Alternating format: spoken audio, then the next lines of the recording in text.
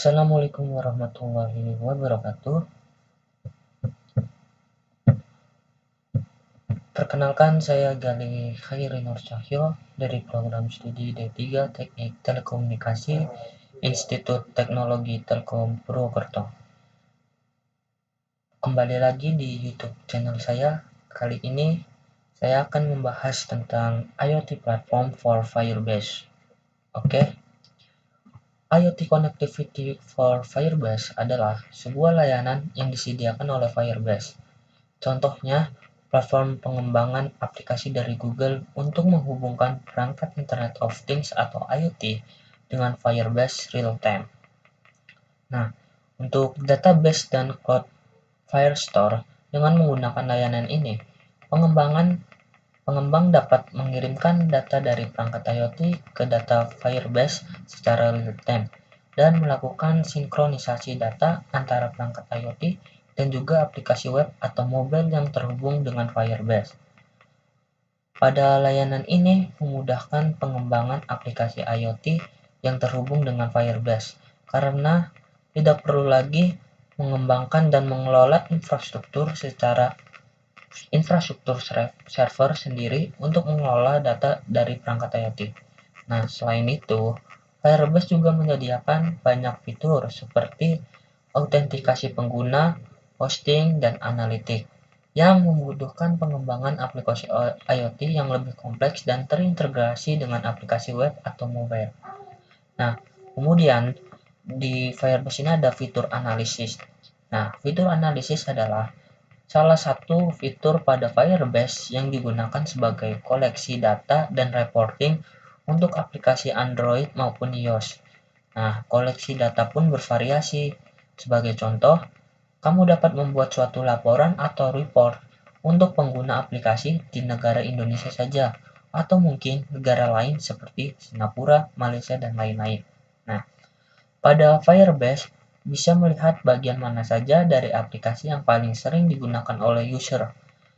Fitur ini mempunyai kelebihan yang memungkinkan kita untuk bisa membuat segmentasi user berdasarkan user attribute.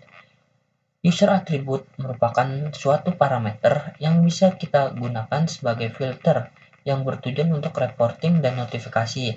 Contohnya, pada aplikasi online shop, dengan user attribute bisa tahu jumlah user yang membeli handphone merek O atau bukan, bisa mencari tahu jam berapa transaksi yang dilakukan user sering terjadi. Oke. Nah, untuk cara kerja dari Firebase sendiri yaitu dengan membuat penggunanya untuk meluncurkan aplikasi yang memiliki berbagai fitur kolaboratif dengan menyediakan akses database yang aman.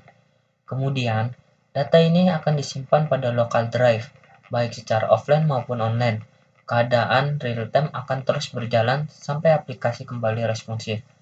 Selanjutnya, data akan otomatis tersinkronisasi saat koneksi kembali online, sehingga semua perubahan data akan digabungkan secara otomatis pula.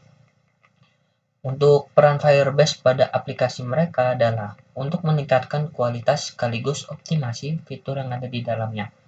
Hal ini dikarenakan tersedianya fitur seperti Crystal List yang membantu developer melacak error yang terjadi dalam aplikasi mereka.